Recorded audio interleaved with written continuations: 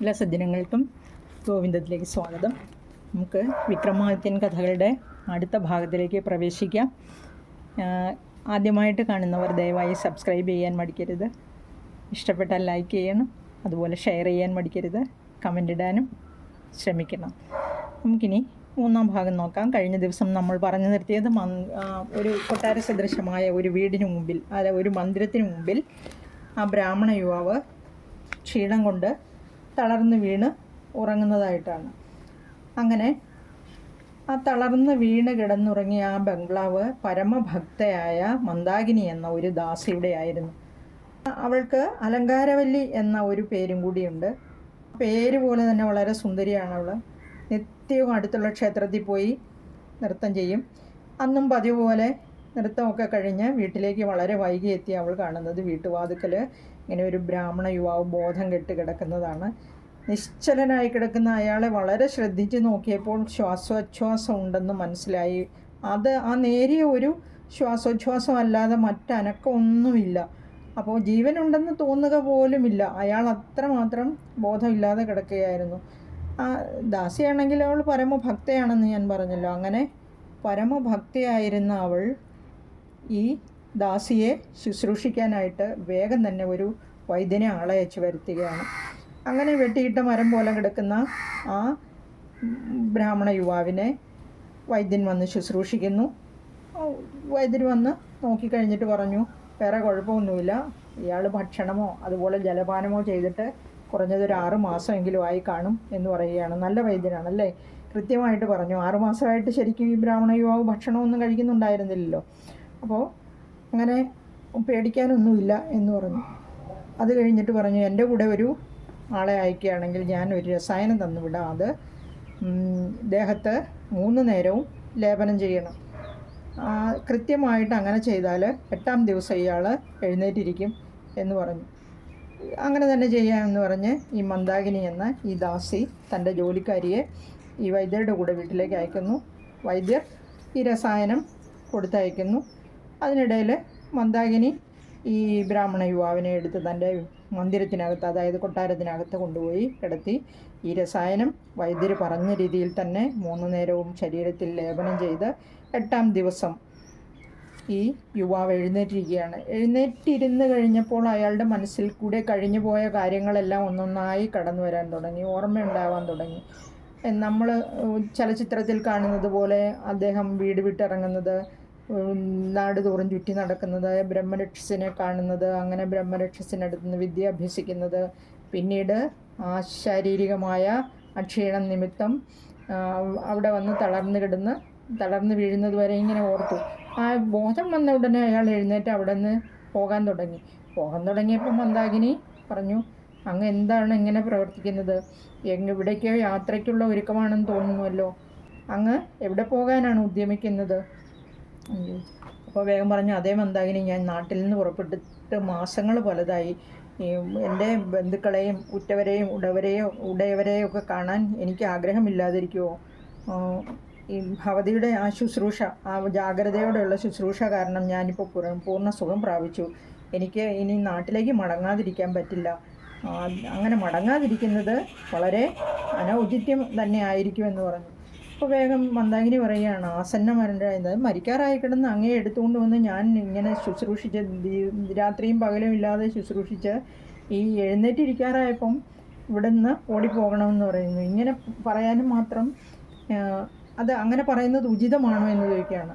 അപ്പോൾ വേഗം ഈ ബ്രാഹ്മണ യുവാവ് പറഞ്ഞു, ഞാൻ ഭവതിയോട് എന്നേക്കുമായിട്ട് കടപ്പെട്ടിരിക്കുന്നു, സമ്മതിക്കാം. പക്ഷേ എന്നെ സംബന്ധിക്കുന്ന കാര്യങ്ങളിൽ എനിക്കുള്ള ആ പരിപൂർണ സ്വാതന്ത്ര്യം തടയുവാൻ ഞാൻ ആർക്കും അവകാശം കൊടുത്തിട്ടില്ല, സ്വാതന്ത്ര്യം കൊടുത്തിട്ടില്ല. അതിനാരും പരിശ്രമിക്കുന്നത് ശരിയുമല്ല. എനിക്ക് ചെയ്തു തന്ന ഉപകാരത്തിന് ഏതവസരത്തിലും ഞാൻ പ്രത്യുപകാരം ചെയ്യാൻ സന്നദ്ധനാണ്. എന്താണ് വേണ്ടതെന്ന് ചോദിച്ചു കൊള്ളുകയേ വേണ്ടൂ എന്ന് പറഞ്ഞു. അപ്പോൾ ഈ ദാസി പറഞ്ഞു, അതിന് തക്ക സന്ദർഭം വരട്ടെ, അപ്പോൾ ഞാൻ ചോദിച്ചോളാം.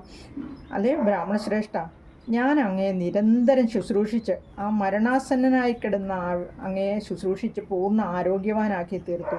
യാതൊരു സ്വാർത്ഥതയില്ലാതെയാണ് അങ്ങനെ ചെയ്തത് എന്ന് അങ്ങ് വിചാരിക്കുന്നുണ്ടോ? എന്നാൽ ഞാൻ പറയാം, സ്ത്രീ സഹജമായ ആ ലജ്ജയോ സങ്കോചമോ ഒന്നുമില്ലാതെ ഞാൻ പറയാം. ഞാൻ അങ്ങയെ വിവാഹം കഴിക്കാൻ ഉദ്ദേശിക്കുന്നു എന്ന് പറഞ്ഞു മന്ദാകിനി. ബ്രാഹ്മണൻ അന്തം വിട്ടു.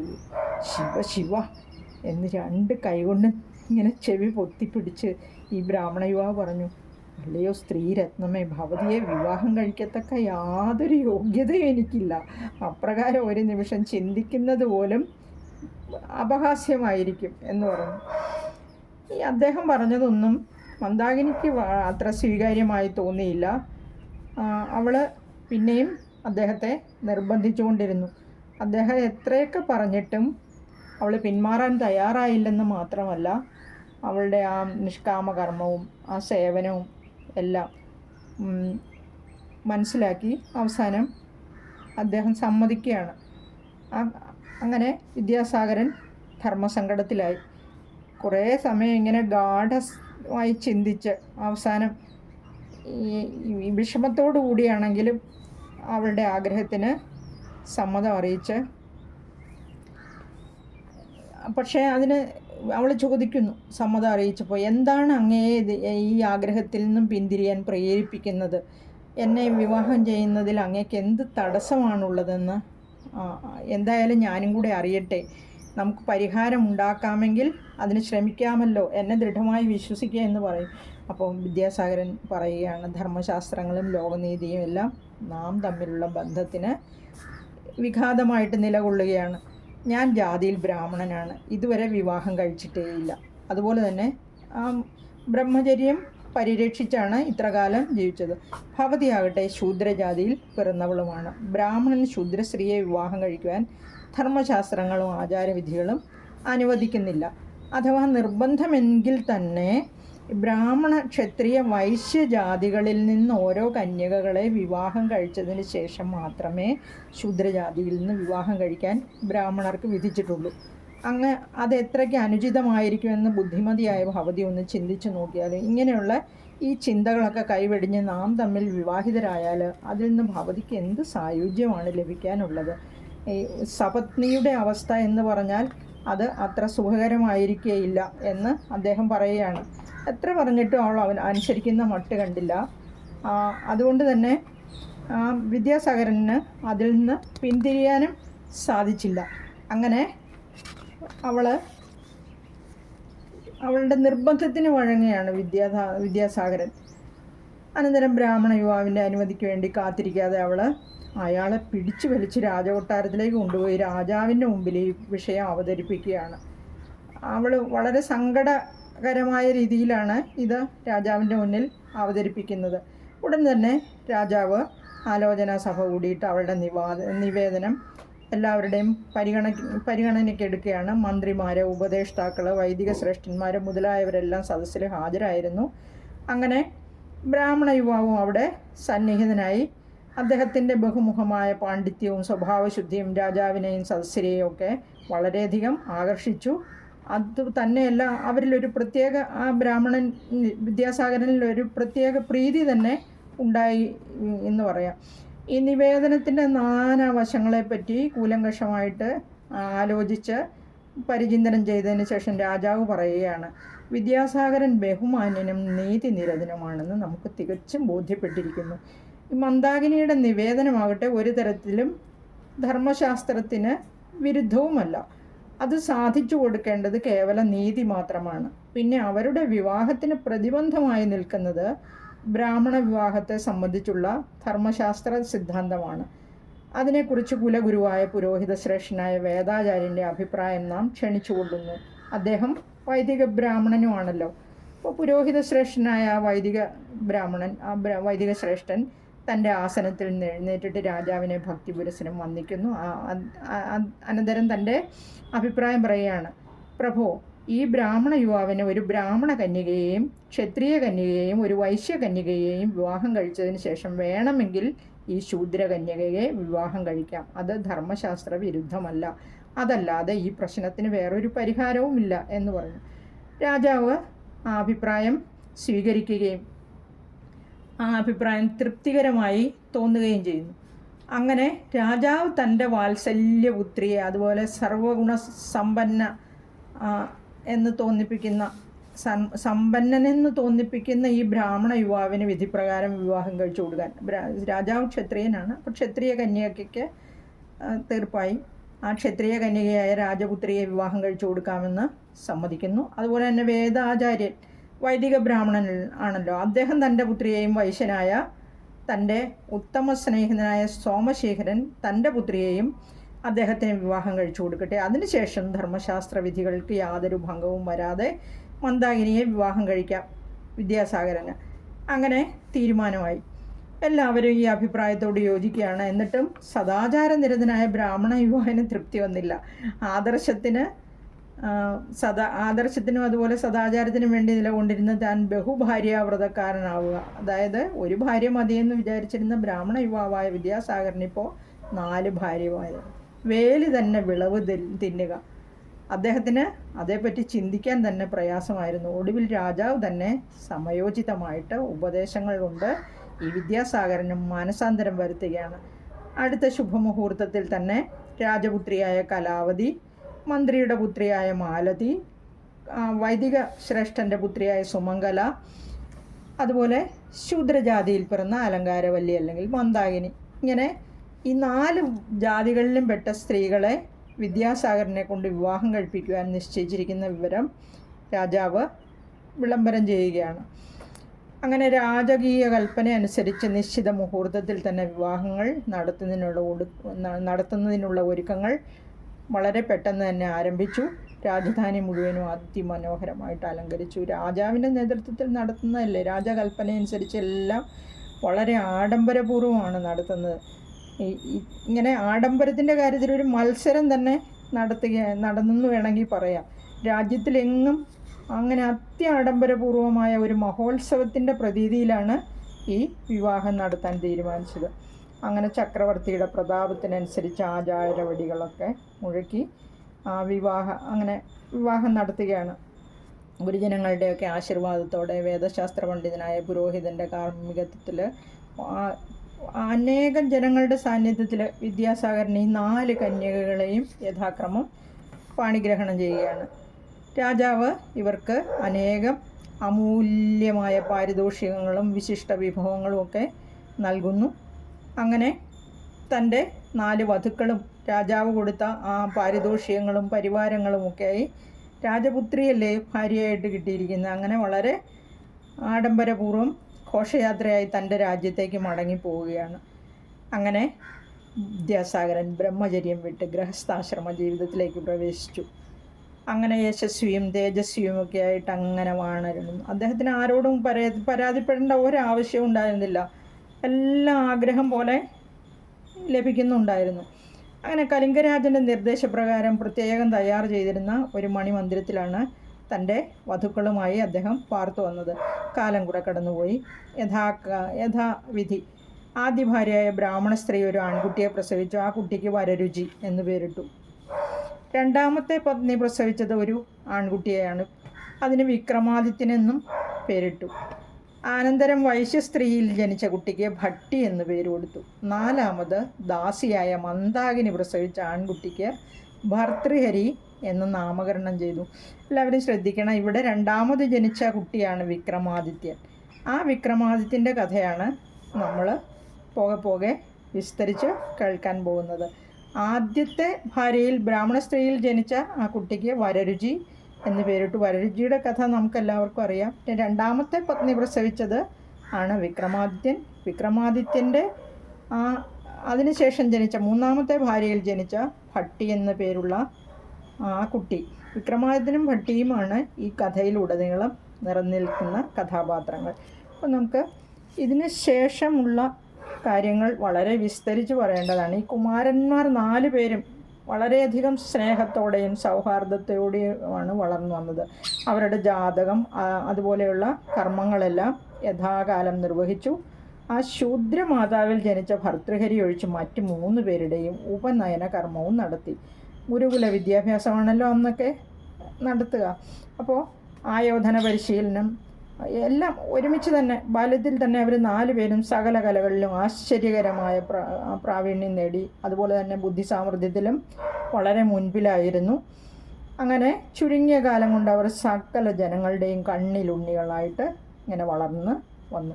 കാലം കുറെ കടന്നുപോയി. കലിംഗ രാജാവും വിദ്യാസാഗരൻ്റെ അതായത് അമ്മായിയച്ഛൻ എന്ന് പറയില്ലേ നമ്മൾ, ഭാര്യമാരുടെ അച്ഛന്മാർ. പിന്നെ രാജാവ് എന്ന് പറഞ്ഞാൽ ഇവിടെ രാജപുത്രിയുടെ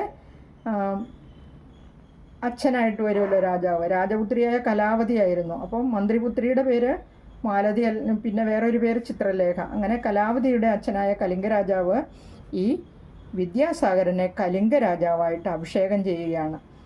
ഏറെ താമസിയാതെ തന്നെ അദ്ദേഹം നാട് നീങ്ങുകയും ചെയ്തു. അതായത് പരലോകം പോകി എന്നർത്ഥം. വിദ്യാസാഗരൻ്റെ ഭരണകാലം കലിംഗ രാജ്യത്തിൻ്റെ ചരിത്രത്തിലൊരു സുവർണ കാലഘട്ടമാണെന്ന് തന്നെ പറയുന്നു.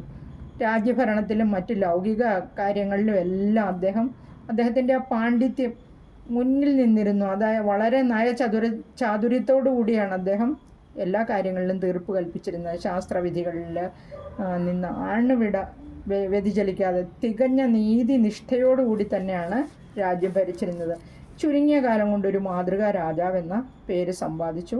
അതുപോലെ തന്നെ ഈ പുതിയ പരിസ്ഥിതികളിൽ, അതായത് ബ്രാഹ്മണകുമാരനായിട്ട് വളർന്നു വന്ന് ആ പരിതസ്ഥിതികൾ കൊണ്ട് രാജാവായി മാറിയതാണല്ലോ. അങ്ങനെ കുട്ടികളാണെങ്കിലും യുവരാജാക്കന്മാരുടെ അവസ്ഥയിലാണിപ്പോൾ. തങ്ങളുടെ ആ സ്വതസിദ്ധമായ കഴിവുകൾ കൊണ്ട് അവർ നല്ല രീതിയിൽ തന്നെ വളരെ യശസ്സോടുകൂടി തന്നെ വളർന്നു വന്നു. വളരെ സാമർഥ്യത്തോടെ നയചാതുര്യത്തോടെ അങ്ങനെ വളർന്നു വരുന്നതായ സമയത്ത് വിദ്യാസാഗരനും പ്രായമായി വാർദ്ധക്യദശയെ പ്രാപിച്ചു. അങ്ങനെ മരണാസന്നനായി കിടക്കുന്ന സമയത്ത് അദ്ദേഹം തൻ്റെ പുത്രന്മാരെ 4 പേരെയും ഒരുമിച്ച് വിളിച്ച് അടുത്ത് നിർത്തി. മക്കളാണെങ്കിലും അച്ഛൻ്റെ രോഗത്തിന് ആവുമണ്ണമൊക്കെ ശുശ്രൂഷിച്ച് സുഖപ്പെടുത്താൻ ശ്രമിച്ചു. പക്ഷേ രോഗശമനമൊന്നും ഉണ്ടാകുന്നില്ലെന്ന് കണ്ടപ്പോൾ അവർ വളരെ ദുഃഖത്തോടു കൂടി തന്നെ തങ്ങളുടെ പിതാവിനി ഈ രോഗത്തിൽ നിന്ന് മുക്തനാകുകയില്ല എന്ന് വിചാരിച്ച് എന്താണ് അനന്തര കർത്തവ്യം എന്ന് ആലോചിച്ചു. വിദ്യാസാഗരൻ ഇങ്ങനെ അവസാന നിമിഷം കട്ടിൽ തലയ്ക്ക് നിന്നിരുന്ന തൻ്റെ പുത്രന്മാരുടെ മുഖത്തേക്ക് വളരെ പരവശതയോടുകൂടി നോക്കി. എന്നിട്ട് എന്തോ ദൈവികമായ പ്രചോദനം പോലെ അദ്ദേഹം ഭർതൃഹരിയുടെ നേരെ നോക്കിയിട്ട് ഇങ്ങനെ നിശ്ചലമായ ദൃഷ്ടി, ഭർതൃഹരി എന്ന് പറഞ്ഞാൽ ആ മന്ദാകിനി എന്ന ദാസിയിൽ ജനിച്ച മകനാണ്, അദ്ദേഹത്തിൻ്റെ നേരെ നോക്കി നിന്നിട്ട് കണ്ണിക്കൂടെ ഇങ്ങനെ കണ്ണുനീര് ഒഴുകാൻ തുടങ്ങി. തൻ്റെ മരണാനന്തരം ശൂദ്ര സ്ത്രീയിൽ ജനിച്ച പുത്രനായ ഭർതൃഹരി രാജ്യാവകാശമോ രാജകീയ അധികാരങ്ങളോ ഒന്നുമില്ലാതെ അനാഥനായി തീരുമല്ലോ എന്ന ചിന്തയാണ് രാജാവിനെ അത്രമാത്രം ദുഃഖിതനാക്കിയത്. പോരെങ്കിൽ ദാസിയിൽ തനിക്ക് ജനിച്ച പുത്രന് പുത്രസന്താനങ്ങൾ ഉണ്ടാകുന്ന പക്ഷം അത് ബ്രാഹ്മണനായ തനിക്ക് നരകഹേതുവായി തീരുമെന്ന് ഒരു സ്മൃതി ശാസനവും അദ്ദേഹം ഓർത്തു.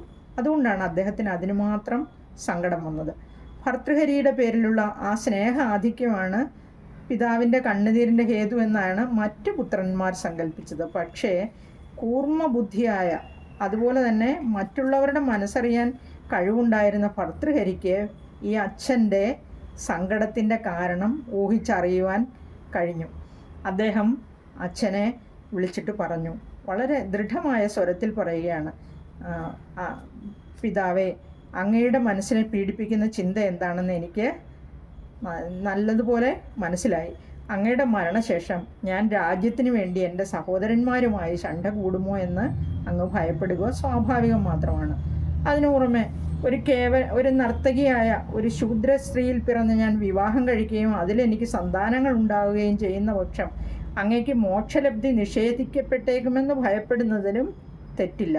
എനിക്ക് രാജ്യഭാരത്തിൽ അശേഷം താല്പര്യമില്ല. അതുപോലെ തന്നെ ഈ ക്ഷണികങ്ങളായ, അതുപോലെ തന്നെ നാശകാരകങ്ങളായ ലൗകിക സുഖങ്ങളിലും എനിക്ക് താല്പര്യമില്ല. അതുകൊണ്ട് അങ്ങയുടെ ഈ മുമ്പിൽ ഞാൻ പ്രതിജ്ഞ ചെയ്യുകയാണ്, ഞാൻ ഒരിക്കലും വിവാഹം കഴിക്കുന്നില്ല. അതുപോലെ തന്നെ ആ മരണം അവിവാഹിതനായി കഴിയും. അതല്ല ഏതെങ്കിലും പ്രലോഭനം കൊണ്ട് ഞാൻ ഈ രാജ്യശ്രേയസിനെ മാത്രം ലാക്കാക്കി വിവാഹം കഴിക്കാൻ നിർബന്ധിതനായാൽ തന്നെയും എനിക്ക് സന്താനങ്ങൾ ഉണ്ടാകാതിരിക്കാൻ ഞാൻ പ്രത്യേകം ശ്രദ്ധിച്ചു കൊള്ളാമെന്ന് ഈ അച്ഛന് സത്യം ചെയ്തു കൊടുക്കുകയാണ്. ഇങ്ങനെ വളരെ ഈ ആ ഭർതൃഹരിയുടെ ഈ സത്യം എന്ന് പറഞ്ഞാൽ ഒരു ത്യാഗം തന്നെയാണ് അല്ലേ. അപ്പോൾ വിദ്യാസാഗരന് അത് കേട്ടപ്പോൾ വളരെയധികം ആശ്വാസം തോന്നി. തൻ്റെ ആ ദുഃഖത്തിൻ്റെ കാരണം മകൻ മനസ്സിലാക്കി പറയാതെ തന്നെ, എന്നിട്ട് അതിന് പരിഹാരവും കണ്ടല്ലോ എന്ന് വിചാരിച്ച് വളരെ ആത്മസംതൃപ്തിയോടുകൂടി തന്നെ പുഞ്ചിരി തൂയിക്കൊണ്ട് അദ്ദേഹം മറ്റു പുത്രന്മാരെ നോക്കി പറഞ്ഞു, ഭർതൃഹരിയുടെ വാക്കുകൾ നിങ്ങൾ കേട്ടിരിക്കുമല്ലോ. നിങ്ങളുടെ അമ്മമാരെ എന്നെക്കൊണ്ട് വിവാഹം കഴിപ്പിക്കുവാൻ ഇടവരുത്തിയത് ഭർതൃഹരിയുടെ സുശീലയും ത്യാഗസമ്പന്നയുമായ അമ്മയാണെന്ന വസ്തുത നിങ്ങൾ ഒരിക്കലും മറക്കരുത്. അതുകൊണ്ട് ഞാൻ ജീവിച്ചിരിക്കുമ്പോൾ തന്നെ നിങ്ങൾ ഭർതൃഹരിയെ രാജാവായി അഭിഷേകം ചെയ്യണം. പിന്നീട് യഥാവസരങ്ങളിൽ നിങ്ങളിൽ ഓരോരുത്തർക്കും മൂപ്പ് മുറയനുസരിച്ച് സിംഹാസനാരോഹണം ചെയ്യുകയും ആവാം. നിങ്ങൾ തമ്മിൽ ഒരിക്കലും ഭിന്നിക്കരുത്. രാജ്യശ്രേയസ് മാത്രമായിരിക്കണം നിങ്ങളുടെ ഏക ലക്ഷ്യം. നിങ്ങളുടെ പാവനമായ പ്രതിജ്ഞ നടത്തി എന്നെ മോക്ഷപഥത്തിലേക്ക് യാത്രയാക്കിയാലും എന്ന് പറഞ്ഞു. അച്ഛൻ പറഞ്ഞതനുസരിച്ച് മക്കൾ 4 പേരും സത്യം ചെയ്തു കൊടുക്കുന്നു. അങ്ങനെ വിദ്യാസാഗരൻ ഈ ലോകത്ത് നിന്ന് യാത്രയാവുകയും ചെയ്തു. മക്കൾ 4 പേരും ചേർന്ന് പിതൃകർമ്മങ്ങളെല്ലാം മുറപ്രകാരം ചെയ്യുന്നു. ബ്രാഹ്മണ സ്ത്രീയിൽ ജനിച്ച വരരുചി എന്ന മൂത്ത പുത്രനാണ് കർമ്മങ്ങളെല്ലാം നടത്തിയത്. പുല മുതലായ നിഷിദ്ധ ദിവസങ്ങൾ കഴിഞ്ഞ ഉടൻ ഭർതൃഹരി ഒഴിച്ചുള്ള മറ്റ് 3 പുത്രന്മാരും കൂടിയാലോചന നടത്തുകയാണ്. പിതാവിൻ്റെ അന്ത്യാഭിലാഷം അനുസരിച്ച് ഭർതൃഹരിയെ രാജാവായി അഭിഷേകം ചെയ്യണം. അങ്ങനെ സർവ്വസൽഗുണനിധിയും ധർമ്മശാസ്ത്ര പാരംഗതനുമായ ഭർതൃഹരിയെ തങ്ങൾക്ക് രാജാവായി അഭിഷേകം ചെയ്യുകയും ചെയ്തു. അങ്ങനെ സർവ്വഗുണനിധിയായ ധർമ്മശാസ്ത്രങ്ങളിലൊക്കെ അപാര പാണ്ഡിത്യമുള്ള ആ ഭർതൃഹരിയെ രാജാവായി ലഭിച്ചതിൽ പ്രജകളും വളരെയധികം സന്തോഷിച്ചു. വിദ്യാസാഗരനാണെങ്കിൽ ബ്രാഹ്മണ സ്ത്രീയിൽ ജനിച്ച വരരുചി എന്ന കുട്ടിയെ ബാല്യം മുതൽക്ക് തന്നെ വൈദിക ശാസ്ത്രത്തിലും അതുപോലെ തന്നെ തപശ്ചര്യയിലും തൽപരനായിട്ടാണ് കണ്ടത്. അതനുസരിച്ച് ഭർതൃഹരിയുടെ അഭിഷേകം കഴിഞ്ഞ് ഏറെ താമസിയാതെ അദ്ദേഹം ആശ്രമ ജീവിതത്തിനായി വനാന്തരത്തിലേക്ക് പോകാൻ തീരുമാനിച്ചു. അദ്ദേഹത്തെ പ്രസ്തുത നിശ്ചയത്തിൽ നിന്ന് പിന്തിരിപ്പിക്കാൻ മറ്റു 3 സഹോദരന്മാരും നടത്തിയ പരിശ്രമങ്ങളെല്ലാം നിഷ്ഫലമായി. അങ്ങനെ താപസവേഷം ധരിച്ച് ഈ വരരുചി തപസ്സിനായി പുറപ്പെടുകയും ചെയ്തു. ഭർതൃഹരി 360 സ്ത്രീകളെ വിവാഹം കഴിച്ചു എന്നാണ് പറയുന്നത്. എന്നിട്ടും അദ്ദേഹം തൻ്റെ പിതാവിനോട് നടത്തിയ ആ പാവനമായ സത്യപ്രതിജ്ഞ പരിരക്ഷിക്കാൻ എപ്പോഴും ശ്രദ്ധിച്ചിരുന്നു. സന്തതി ജനിക്കാതിരിക്കാൻ വേണ്ടി അദ്ദേഹം വേദശാസ്ത്രാനുസാരമായ പ്രതിവിധികൾ അനുവർത്തിച്ചു വന്നു എന്നർത്ഥം. അങ്ങനെ ഇരിക്കെ ഒരു ദിവസം ഒരു ബ്രാഹ്മണ താപസൻ രാജകൊട്ടാരത്തിൽ വന്നു ചേർന്നു. അദ്ദേഹം അതിവിശിഷ്ടമായ ഒരു മാതള നാരകപ്പഴം ഭർതൃഹരിക്ക് കാഴ്ചവെക്കുകയാണ്. ദേവലോകത്ത് പോയി വരിക പതിവുള്ള തനിക്ക് പ്രസ്തുത ആ പഴം സ്വർഗത്തിൽ നിന്ന് ലഭിച്ചതാണെന്നും അത് ഭക്ഷിക്കുന്ന ആൾക്ക് ജരാനരകളോ അനാരോഗ്യമോ വരാതെ നിത്യയൗവനം പരിരക്ഷിക്കുവാൻ സാധിക്കുമെന്നും ബ്രാഹ്മണൻ ഈ ഭർതൃഹരിയോട് പറയുകയാണ്. ഭർതൃഹരി അത് സന്തോഷപൂർവ്വം സ്വീകരിച്ച് അമൂല്യങ്ങളായ പാരിതോഷികങ്ങളൊക്കെ നൽകി ഈ താപസനെ യാത്രയാക്കുന്നു. ഇനി അടുത്തത് വിശ്വാസവഞ്ചകിയായ രാജ്ഞി എന്ന 2ാമത്തെ കഥയാണ്. ഈ 2ാമത്തെ കഥയിൽ അനന്തരം ഈ രാജാവ് തികഞ്ഞ ചാരിതാർത്ഥ്യത്തോടുകൂടി, ഇത് വിനോദരഞ്ജിതവല്ലി പറയുന്ന കഥയാണ് കേട്ടോ, വിദ്യാസാഗരൻ്റെ കഥയിൽ തന്നെ ഉള്ളതായതുകൊണ്ടാണ് തുടർന്ന് പറയുന്നത്. അപ്പോൾ ഈ ഭർതൃഹരിക്ക് കിട്ടിയ ഈ പഴം അന്തഃപുരത്തിൽ പ്രവേശിച്ചിട്ട് തൻ്റെ പട്ടമഹിഷിയായ മോഹനയെ അരികിൽ വിളിച്ച് അവളുടെ ആ കയ്യിൽ വെച്ച് കൊടുത്തിട്ട് പറയുകയാണ്, ഭവതിയെ നിത്യ യുക്തിയാക്കി തീർക്കാനുള്ള ഒരു ദിവ്യ ഔഷധമാണ് ഞാൻ കൊണ്ടുവന്നിരിക്കുന്നത്. ഈ മാതളപ്പഴം ഭക്ഷിച്ചോളൂ. ഇതെനിക്ക് ദേവലോകത്ത് നിന്ന് വന്ന ഒരു താപസശ്രേഷ്ഠൻ സമ്മാനിച്ചതാണ്. അത് ഞാൻ വളരെ സന്തോഷത്തോടെയാണ് ഭവതിക്ക് നൽകുന്നത്. ഇനി ഇത് ഭുജിക്കുവാൻ ഇനിയും സമയമായിട്ടില്ല. അതിനു മുമ്പായി കൊട്ടാരം ജ്യോത്സ്യന്മാരുമായിട്ട് നമുക്ക് ഒന്ന് ആലോചിച്ച് അതിനൊരു ശുഭമുഹൂർത്തം കണ്ടുപിടിക്കണം. അതുവരെ ഇതിനെ ഏതെങ്കിലും സ്ഥലത്ത് ഭദ്രമായി സൂക്ഷിച്ചു വെക്കുക എന്ന് പറഞ്ഞു. അങ്ങനെ ഈ പഴവും കൊടുത്ത് പ്രിയ പത്നിയെ തലോടി രാജാവ് യാത്രയാക്കുകയാണ്. രാജ്ഞി എന്തു ചെയ്തു എന്നറിയുമോ? പ്രസ്തുത പഴം ആദരപൂർവ്വം ഏറ്റുവാങ്ങി തൻ്റെ പ്രത്യേക അറയിൽ ഒരു രഹസ്യസ്ഥാനത്ത് ഒളിപ്പിച്ചു വെച്ചു. പക്ഷേ രാജാവ് നിർദ്ദേശിച്ച പ്രകാരം ജ്യോത്സ്യൻ നിശ്ചയിക്കുന്ന ശുഭമുഹൂർത്തം വരെ ഒന്നും കാത്തിരിക്കാൻ മോഹന എന്ന രാജ്ഞിക്ക് ക്ഷമയുണ്ടായില്ല. വണ്ണാനുക്ക് വണ്ണാത്തിമേൽ ആസൈ, വണ്ണാത്തിക്ക് കഴുതൽ മേൽ ആസൈ എന്ന തമിഴ് ചൊല്ലുപോലെ അവൾക്കൊരു ജാരനുണ്ടായിരുന്നു. മറ്റാരുമല്ല, രാജകൊട്ടാരത്തിലെ വെറും ഒരു കുതിരക്കാരൻ. അവൾ അവനെ രഹസ്യമായി തങ്ങളുടെ സമാഗമത്തിനായിട്ട് ഉപയോഗിച്ചു വന്ന സ്ഥലത്തേക്ക് വിളിച്ച് ഈ മാതളപ്പഴം വളരെ സ്നേഹത്തോടെ അവൻ്റെ കയ്യിലേക്ക് കൊടുത്തു. എന്നിട്ട് പറഞ്ഞു, ഇത് ദേവലോകത്ത് നിന്ന് കൊണ്ടുവന്ന അത്ഭുത ശക്തിയാണ് ഉള്ള പഴമാണ്. ഇത് ഭക്ഷിക്കുന്നവരെ ജരാനരകൾ ബാധിക്കയില്ല. നിത്യയൗവനം അവരെ അനുഗ്രഹിക്കും. എൻ്റെ രാജാവ് എനിക്ക് സമ്മാനിച്ചതാണിത്. നമുക്ക് എന്നെന്നും ഇങ്ങനെ സന്തോഷത്തോടെ കഴിയാം. കാമദേവന്മാരെ പോലെ അതുപോലെ രതിമന്മഥന്മാരായി നമുക്ക് ജീവിക്കാം. അതുകൊണ്ട് അങ്ങ് ഇത് സ്വീകരിച്ചോ എന്ന് പറഞ്ഞ് കുതിരക്കാരന് കൊടുക്കുകയാണ്. അതേ രഹസ്യ മാർഗത്തിൽ കൂടി തന്നെ ഈ കുതിരക്കാരനെ പുറത്തേക്കും അയക്കുന്നു. കുതിരക്കാരനാകട്ടെ ഈ പഴം കിട്ടിയപ്പോൾ ജരാനരകളൊന്നും ബാധിക്കില്ല എന്നും എനിക്ക് യുവാവായിട്ടിരിക്കാമല്ലോ എന്നുള്ള സന്തോഷത്തിൽ ഈ അമൂല്യ സമ്പത്തുമായി പുറത്തേക്ക് വന്നു. നേരെ കുതിരകളെ കെട്ടുന്ന ലായത്തിലേക്കാണ് അയാൾ പോയത്. അങ്ങനെ പോകുന്ന വഴിക്ക് അവൻ ചാണകം ശേഖരിച്ചുകൊണ്ടിരുന്ന ഒരു പരിചാരികയെ കാണുകയാണ്. അവൻ അവളുടെ 2 കൈകളും കൂട്ടിപ്പിടിച്ചിട്ട് ഈ ദിവ്യമായ പഴം അവളുടെ കൈക്കുമ്പിളിൽ വെച്ചു കൊടുത്തിട്ട് പറഞ്ഞു, പരമരഹസ്യമായി അത് തൻ്റെ കാമുകിക്ക് എത്തിച്ചു കൊടുക്കാൻ പറയുകയാണ്. അതിലേക്ക് പാരിതോഷികമായി അവൾക്കൊരു വെള്ളി നാണയവും കൊടുക്കുന്നു. തൻ്റെ അന്നത്തെ കണിഫലത്തെ മനസ്സ പുകഴ്ത്തിക്കൊണ്ട് പരിചാരിക ആ പഴം ഈ ചാണകക്കുട്ടയിൽ വെച്ച് കൊണ്ടുപോവുകയാണ്. പുറത്തേക്ക് നടന്നു പോകുന്നു. തന്നെ ഏൽപ്പിച്ചിരുന്ന ഈ ദൗത്യം, അതായത് ഈ പഴം കുതിരക്കാരൻ്റെ കാമുകിക്ക് കൊടുക്കുക എന്നുള്ള ദൗത്യം, അതിൻ്റെ ഗൗരവമൊന്നും ഈ പരിചാരികയ്ക്ക് അറിയത്തില്ല. അപ്പോൾ രാജകൊട്ടാരത്തിൻ്റെ വഴിയിലുള്ള തെരുവിലൂടെ ഇങ്ങനെ നടന്നു പോകുമ്പോൾ ഏതാണ്ട് സന്ധ്യ സമയമായിരുന്നു. രാജാവ് കൊട്ടാരത്തിൻ്റെ 2ാമത്തെ നിലയിൽ ഇങ്ങനെ ഉലാത്തിക്കൊണ്ടിരിക്കുന്ന സമയമായിരുന്നു. അപ്പോഴാണ് തെരുവിൽ കൂടെ ഒരു പരിചാരിക ഇങ്ങനെ ചാണകക്കൊട്ടയിൽ ഈ പഴവും വെച്ചുകൊണ്ട് പോകുന്നത്. ആ പഴത്തിന് ദിവ്യമായ ഒരു ശോഭയുണ്ടായിരുന്നു. അതിങ്ങനെ വളരെ ഇങ്ങനെ പ്രകാശം പരത്തുന്ന ഒരു പഴമായിരുന്നു. അപ്പോൾ ആ ചാണകക്കുട്ടയിലിരുന്ന് ആ പഴം പ്രകാശിക്കുകയാണ്. രാജാവ് അത് കണ്ട മാത്രയിൽ തന്നെ മനസ്സിലായി ഇത് താൻ രാജ്ഞിക്ക് കൊടുത്ത ആ പഴമാണെന്ന്. പക്ഷേ എന്നാലും ഉറപ്പിച്ചില്ല. എന്നാലും ആകാംക്ഷ കൊണ്ട് അദ്ദേഹം വീണ്ടും കൊട്ടയിലേക്ക് സൂക്ഷിച്ചു നോക്കി. മനസ്സിലായി ഇത് ആ മാതളപ്പഴം തന്നെ, സംശയമില്ല. അത് കേവലം ഒരു തെരുവ് പരിചാരികയുടെ ചാണകക്കൊട്ടയിൽ എങ്ങനെ സ്ഥലം പിടിച്ചു എന്ന് രാജാവിന് സംശയമുണ്ടായി. അതറിയാനുള്ള ആകാംക്ഷയും വർദ്ധിച്ചു. പെട്ടെന്ന് തന്നെ അദ്ദേഹം ആ പരിചാരികയെ ചാണകക്കൊട്ടയോടുകൂടി കൊട്ടാരത്തിലേക്ക് രഹസ്യമായിട്ടാണ് വിളിച്ചു വരുന്നത് കേട്ടോ. രഹസ്യമായിട്ട് വിളിച്ചു വരുത്തുകയാണ്. കഥ എന്തെന്നറിയാതെ ഈ പരിചാരിക രാജസവിധത്തിലേക്ക് എത്തുകയാണ്. ചാണകക്കൊട്ട നിലത്ത് വെച്ച് ആ രാജപാദങ്ങളിൽ വണങ്ങി. അവൾ പേടികൊണ്ട് വിറയ്ക്കുന്നുണ്ടായിരുന്നു. ശരിക്കും ഒറ്റ നോട്ടത്തിൽ തന്നെ രാജാവിന് മനസ്സിലായി അതിന് താൻ രാജ്ഞിക്ക് സമ്മാനിച്ച പഴമാണെന്ന്. അങ്ങനെ ഇങ്ങനെ വളരെ സംയമനത്തോടുകൂടി അദ്ദേഹം ശാന്തഭാവത്തിൽ അവളോട് ചോദിച്ചു, ഈ കനി വളരെ ഭംഗിയുള്ളതാണല്ലോ, നിനക്ക് എവിടെ നിന്നാണ് കിട്ടിയത്? ഇത് ഞാൻ എടുത്തുകൊള്ളട്ടെ, നിനക്ക് അതിന് കിട്ടാവുന്ന വിലയിൽ 10 ഇരട്ടി ഞാൻ നൽകുന്നുണ്ട് എന്ന് പറഞ്ഞു.